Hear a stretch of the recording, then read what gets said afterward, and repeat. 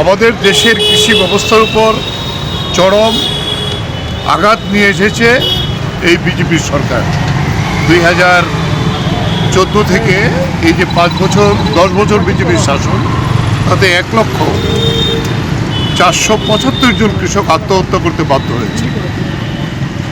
এবং এখন পর্যন্ত যে আছে 5 বছরে, গত 5 বছরে প্রায় 1 লক্ষ কোটি টাকার উপরে কৃষি যে বরাদ্দ বাজেট খরচা করেনি। তাই কৃষির এই হাল।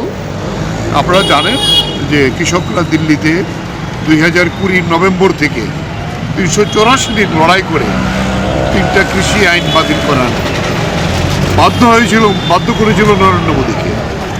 কিন্তু সেখানে একটা রিটেন ডকুমেন্ট করেছিল আমাদের সঙ্গে যে ফসলের ন্যায্য দাম দেওয়া হবে, বিদ্যুৎ বিল বেসরকারীকরণ করা হবে না, আরও এরকম আমাদের যারা কেস হয়েছিল যাদের বিরুদ্ধে তাদের সেখানে কেসগুলো তুলে নেবে। এবং এই যে 750 জনের উপরে কৃষক শহীদ হয়েছিল এই আন্দোলনে, তাদের পরিবার কি ক্ষতি করে।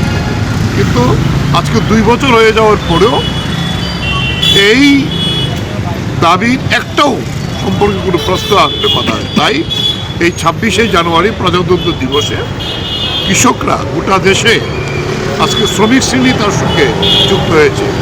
সমস্ত কেন্দ্রীয় ট্রেড ইউনিয়নগুলো